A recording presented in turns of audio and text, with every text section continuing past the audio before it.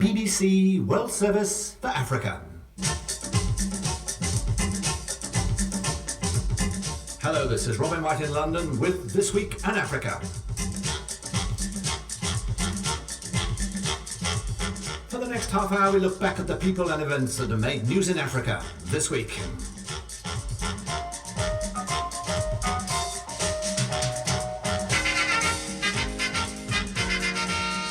Uganda and Rwanda at war in Kisangani. Britain's Robin Cook visits Freetown and hears appeals for British soldiers to stay on.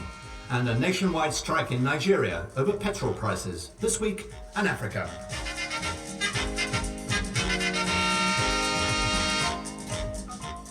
Throughout most of this week, Ugandan and Rwandan troops have been fighting each other in the northeastern city of Kisangani in the Democratic Republic of Congo. Civilians have died, the hospital has been shelled, and huge amounts of damage has been done to property. The two countries went into Congo in the first place to support rebels fighting the Kabila regime, but the former allies have fallen out badly, and this is the third time they've clashed in Kisangani.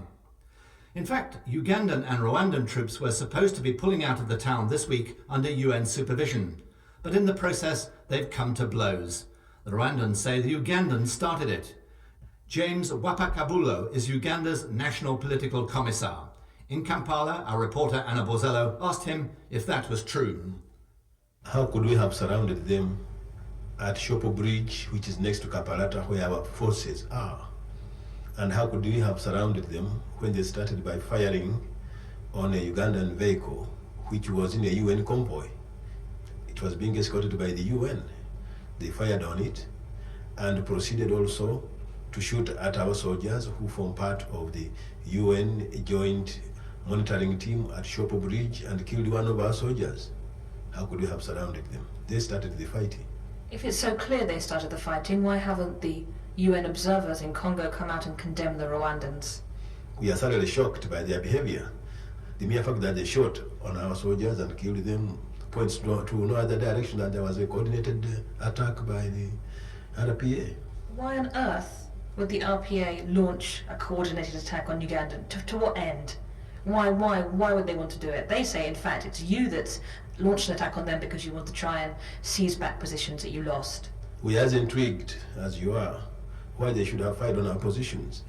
You can't say that Uganda doesn't want to get out of Kisangani. The idea of demilitarizing Kisangani was a proposal of President Museveni to the mission of the UN.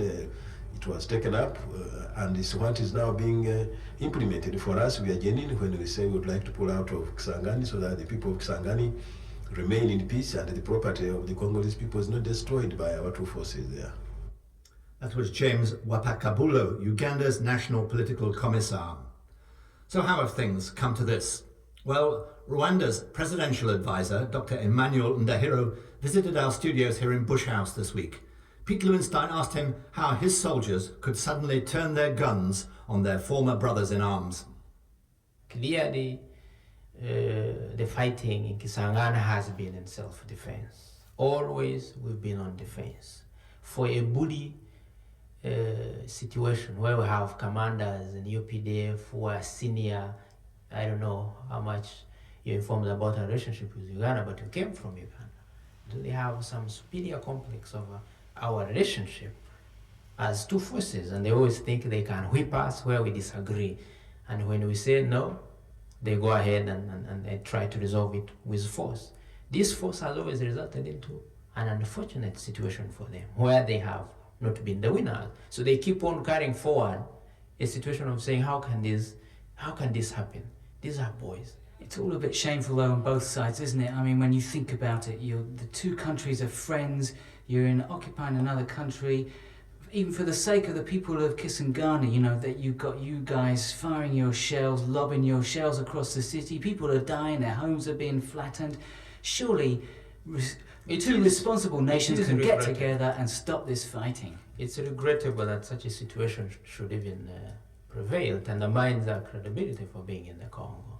But there are situations where if you are two people, I mean, it is ultimately reduced to what are the options?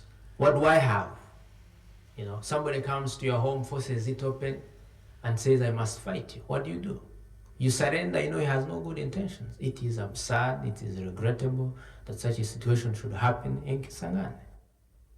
Rwanda's presidential advisor, Dr. Emmanuel Ndahiro. Nigeria's President